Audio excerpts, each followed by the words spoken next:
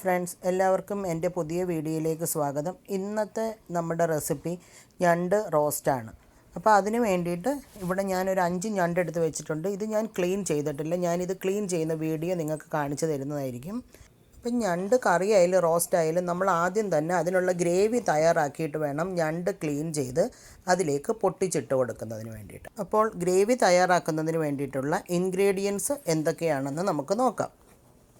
ഇതിലേക്കായി 2 വലിയ സവാള നീളത്തിലരിഞ്ഞത്, 2 തക്കാളി അരിഞ്ഞത്, ചതച്ച് വെച്ച 10 അല്ലി വെളുത്തുള്ളിയും ഒരു വലിയ കഷ്ണം ഇഞ്ചിയും, 2 പച്ചമുളക്, 2 തണ്ട് കറിവേപ്പില എന്നിവയാണ് നമ്മളിവിടെ ഗ്രേവി തയ്യാറാക്കാൻ എടുത്ത് വെച്ചിരിക്കുന്നത്.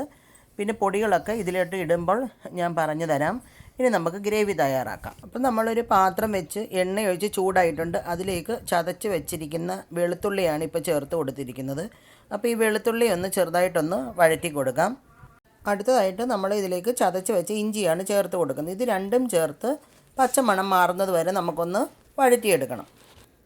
അടുത്തതായിട്ട് നമ്മളിതിലേക്ക് സവാളയാണ് ചേർത്ത് കൊടുക്കുന്നത്. അപ്പോൾ ഈ സവാളയും ചേർത്തിട്ട് നന്നായിട്ട് ഇതിനെ ഒന്ന് ഇളക്കി കൊടുക്കണം. പച്ചമുളകും കറിവേപ്പിലയും അതിൻ്റെ കൂടെ തന്നെ നമുക്ക് ചേർത്ത് കൊടുക്കാം. എന്നിട്ട് ഇതെല്ലാം കൂടെ നന്നായിട്ട് ഇനി നമുക്ക് വഴണ്ട് വരുന്നത് വരെ ഇളക്കി കൊടുക്കാം. ഇപ്പോൾ സവാള നന്നായി വഴണ്ട് വന്നിട്ടുണ്ട്. ഇനി ഇതിലേക്ക് 1/2 ടീസ്പൂൺ മഞ്ഞൾപ്പൊടിയാണ് ഇട്ട് കൊടുക്കുന്നത്. ഈ മഞ്ഞൾപ്പൊടി ഇട്ടതിന് ശേഷം നമുക്ക് നന്നായിട്ട് ഇതിനെ ഇളക്കി കൊടുക്കണം. അപ്പം നമുക്ക് ഈ ഓരോ പൊടികൾ ഇടുമ്പോഴും അത് ഇളക്കി ഫ്രൈ ചെയ്യുമ്പോൾ അതിൻ്റെ ആ മണം നമുക്ക് പ്രത്യേകം മനസ്സിലാകും. അടുത്തതായി ഇതിലേക്ക് ഇട്ട് കൊടുക്കുന്നത് 2 ടേബിൾ സ്പൂൺ മുളക് പൊടിയാണ്. അപ്പോൾ ഈ മുളക് പൊടി ഇട്ടതിന് ശേഷവും നമുക്ക് നന്നായിട്ട് ഇതിനെ ഫ്രൈ ചെയ്തെടുക്കണം. അടുത്തതായിട്ട് ഇതിലേക്ക് 1/2 ടേബിൾ സ്പൂൺ മല്ലിപ്പൊടി ഇട്ട് കൊടുത്ത് വീണ്ടും നമുക്കിതുപോലെ ഫ്രൈ ചെയ്തെടുക്കാം. നമ്മൾ ഓരോ പൊടി സെപ്പറേറ്റ് ഇട്ട് കൊടുക്കുമ്പോൾ അതനുസരിച്ച് നമ്മുടെ സവാളയും നന്നായിട്ട് വഴണ്ട് വന്നുകൊണ്ടിരിക്കുകയാണ്. അപ്പോൾ ഇപ്പം നന്നായിട്ട് ഇതെല്ലാം വഴണ്ട് വന്നിട്ടുണ്ട്. ഇനി നമ്മൾ ഇതിലേക്ക് ഇട്ട് കൊടുക്കുന്നത് തക്കാളിയാണ്. ഈ തക്കാളി ചേർത്തിട്ട് നമുക്ക് നന്നായിട്ടൊന്ന് ഇളക്കി കൊടുക്കണം. അപ്പോൾ നമുക്ക് തക്കാളിയൊക്കെ ചേർത്ത് നന്നായിട്ടൊന്ന് മിക്സ് ചെയ്തതിന് ആവശ്യത്തിന് ഉപ്പ് ഞാൻ ചേർത്ത് കൊടുത്തിട്ടുണ്ടായിരുന്നു. ഇനി ഇതിനെ അടച്ച് വെച്ച് നമുക്ക് ഈ തക്കാളിയൊക്കെ നന്നായിട്ട് വെന്തുടയുന്നത് വരെ നമുക്കൊന്ന് വേവിച്ച് കൊടുക്കണം. നമുക്ക് ഈ സമയം കൊണ്ട് നമ്മുടെ ഞണ്ടിനെ വൃത്തിയാക്കാം. അപ്പോൾ നമ്മൾ ഞണ്ടിനെ ക്ലീൻ ചെയ്യുന്നതിന് വേണ്ടിയിട്ട് ഒരു ടൂത്ത് ബ്രഷ് ഇതിന് വേണ്ടിയിട്ട് എടുക്കണം.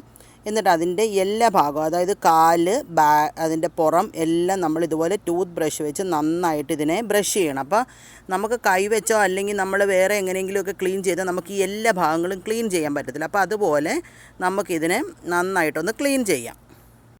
ഇതുപോലെ എല്ലാ ഞണ്ടുകളും ക്ലീൻ ചെയ്തതിന് ശേഷം നമുക്കിതിനെ ഈ ഗ്രേവിയിലേക്ക് തന്നെയാണ് നമ്മളിതിനെ എല്ലാം പൊട്ടിച്ച് ഇട്ട് കൊടുക്കുന്നത്. കാര്യം അതിൻ്റെ നീരെല്ലാം നമുക്ക് ഈ ഗ്രേവിയിലേക്ക് വീണെങ്കിൽ മാത്രമേ ആ ഞണ്ടിൻ്റെ ഫുള്ള് ടേസ്റ്റ് നമുക്ക് കിട്ടുകയുള്ളൂ. അപ്പോൾ നമ്മൾ ഈ ഞണ്ടിൻ്റെ ആ ട്രയാങ്കിൾ പോലെ ഇരിക്കുന്ന ആ ഭാഗം, തുറന്നിരിക്കുന്ന ആ ഭാഗം നമ്മൾ ആദ്യം ഇളക്കിക്കളയും. പിന്നെ നമ്മൾ ഇതിൻ്റെ കാലുകൾ ഓരോന്നോരോന്നായിട്ട് ഇളക്കിയെടുത്ത് നമ്മൾ ഈ ഗ്രേവിയിലേക്ക് ഇട്ട് കൊടുക്കും.